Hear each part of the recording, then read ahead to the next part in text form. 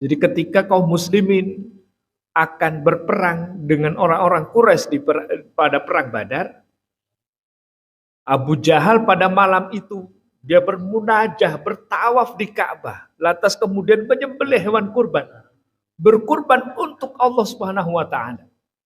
Lantas kemudian dia berkata, "Ya Rabbi, ya Allah, jadikan pembuktian esok ketika kami bertemu dengan Muhammad, yang benar yang mana, aku ataukah kami ataukah Muhammad itu sendiri."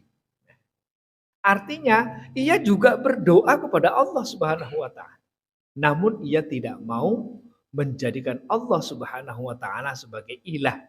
Ya, makanya ketika Rasulullah mengumpulkan orang-orang Quraisy di Bukit Sur, di depan Bukit Sur, Rasulullah kemudian berpidato dan berkata, "Wah,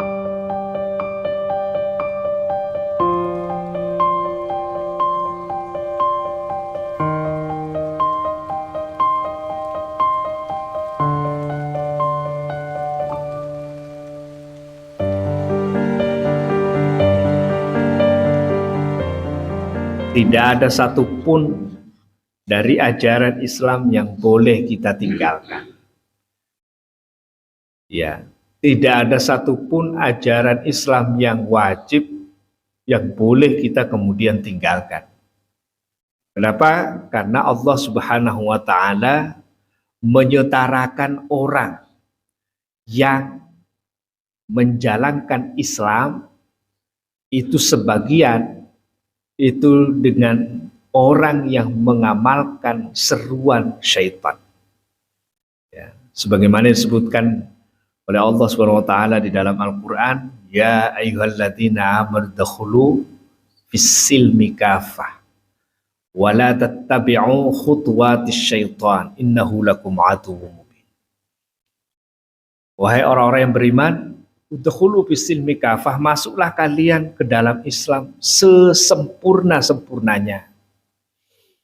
Wala tattabi'u khutuwatis syaitan, dan janganlah sekali-kali kalian mengikuti seruan syaitan. Innahu lakum aduwwum mubin, sebab syaitan itu adalah musuh yang nyata bagi kalian. Para mufasir menjelaskan bahwa tindakan seseorang yang kemudian tidak mengambil Islam tidak secara kafah, itu bagian daripada orang yang menjalankan seruan syaitan itu sendiri. Kenapa? Karena Allah mengancam kita di dalam ayat yang lain, surah Al-Baqarah, itu bahwasanya orang yang mengambil sebagian daripada kitab Allah lantas meninggalkan yang lain itu tidak ada balasan. Allah Subhanahu wa taala berfirman dalam surah Al-Baqarah, "Afatu'minuna bi ba'dil kitab wa takfuruna bi ba'd." Apakah kalian mengamalkan? Afatu'minuna. Jadi apakah kalian mengimani bi ba'dil kitab, sebagian daripada kitab Allah? Sebenarnya ayat ini turun berkaitan dengan orang-orang Yahudi dan Nasrani saat itu, yang kemudian mereka hanya beriman kepada kitab Taurat, mereka hanya beriman kepada Injil, tapi tidak mau beriman kepada Al-Quran. Tapi pertanyaannya kemudian, kenapa kok dibahas dalam Al-Quran? Ini menunjukkan ada sebuah ibroh pelajaran buat kita. Ini sebuah pelajaran buat kita bahwa sesungguhnya Allah pun juga bisa jadi ayat ini pun juga mengena bagi kita umat Islam. Ya, para ulama mengatakan bahwasanya ayat ini, ayat ini juga berlaku bagi umat Islam, yang kemudian sebagian daripada kitabullah itu mereka jalankan, lantas sebagian yang lain mereka tinggalkan. Fama jazaa'u may yaf'alu dzalika minkum, kata Allah Subhanahu wa taala, tidak ada balasan sedikit pun bagi orang-orang yang berbuat demikian, illa khizyun fil hayatid dunya, kecuali kesulitan dan kesempitan yang akan mereka dapatkan di dunia, wa yaumal qiyamati yuradduna ila asyaddil adzab, dan kelak di akhirat mereka akan digiring menuju azab yang amat sangat pedih. Maka ini pentingnya kita berislam secara kafah atau secara menyeluruh. Apapun perintah Allah Subhanahu wa taala. Karena itulah yang menjadi pandangan hidup kita bagi umat Islam. Yakni Al-Quran dan hadis-hadis Rasulullah itulah yang menjadi tolok ukur miqyasul a'mal kita. Yakni tolok ukur dalam hal bertindak dan berbuat. Jadi sama sekali tidak ada pilihan bagi kita umat Islam untuk mengambil selain daripada Islam itu sendiri secara kafah sebagai ajaran yang mesti dijalankan. Sebab makna la ilaha illallah itu memang maknanya ke arah situ. Kenapa kemudian orang-orang Mekah pada zaman Rasulullah dikatakan orang-orang musyrik? Kenapa? Karena mereka beriman kepada Allah. Bayangkan pada malam sebelum pemberangkatan pasukan Quraisy menuju Badar. Jadi ketika kaum muslimin akan berperang dengan orang-orang Quraisy pada perang Badar, Abu Jahal pada malam itu dia bermunajah, bertawaf di Ka'bah, lantas kemudian menyembelih hewan kurban, berkurban untuk Allah Subhanahu wa taala.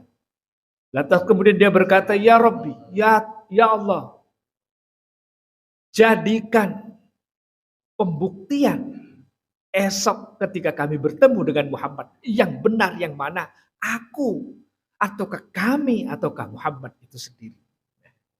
Artinya ia juga berdoa kepada Allah Subhanahu wa taala. Namun ia tidak mau menjadikan Allah Subhanahu wa taala sebagai ilah. Ya, makanya ketika Rasulullah mengumpulkan orang-orang Quraisy di Bukit Sur, di depan Bukit Sur, Rasulullah kemudian berpidato dan berkata, "Wahai sekalian manusia, jika aku katakan di balik gunung ini ada pasukan yang akan menyerang kalian, apakah kalian percaya?" Lantas kemudian orang-orang Quraisy waktu itu berkata, "Kami percaya kalau engkau yang mengatakan." Kenapa demikian? Karena engkau Al-Amin, wahai Muhammad. Lantas kemudian Rasulullah bersabda kepada mereka, "Maukah kalian kuajarkan satu kalimat yang kalau kalian mengucapkannya, maka kalian akan menguasai Romawi dan Persia." Maka saat itu kemudian disambut oleh Abu Jahal dan lantas berkata, "Jangankan satu kalimat Muhammad aku akan ucap, 1000 kalimat pun akan kuucap, asalkan orang-orang Romawi dan Persia itu berada di bawah telapak kaki." Tapi apa yang terjadi kemudian? Maka Rasulullah bersabda, "Kul, ucapkanlah la ilaha illallah." Lantas kemudian Baisan Rasulullah waktu itu, yakni Abu Lahab, salah satu paman yang amat mencintai Rasulullah. Dan juga bahkan saking sayangnya kepada Rasulullah sampai menikahkan 2 putri Rasulullah, yakni Ruqayyah dan Ummu Kalsum, dinikahkan dengan 2 putra daripada Abu Lahab. Itu saking sayangnya. Lantas kemudian dia menggebrak meja saat itu lantas berkata, "Tabbalaka ya Muhammad. Celakalah engkau wahai Muhammad. Alihadza jama'tana. Apakah engkau hanya mengumpulkan kami hanya gara-gara ini?" Nah, maka sejak itu kemudian tiba-tiba turun ayat yang menjawab ucapan Abu Lahab waktu itu, tabbat yada abi lahab wa tab, sampai akhir. Menurut perawi menjelaskan bahwa ketika Abu Lahab mendengar bacaan itu sampai gemetaran tangannya seperti saking takutnya. Bahwasanya dia tahu bahwasanya apa yang diucap Muhammad itu adalah benar dan tidak mungkin berdusta. Itu orang kafir ya. Maka kita umat Islam jangan sampai kemudian tidak mengambil Islam secara sempurna. Sebab ya takutnya nanti kita malah akan bernasib sama dengan mereka.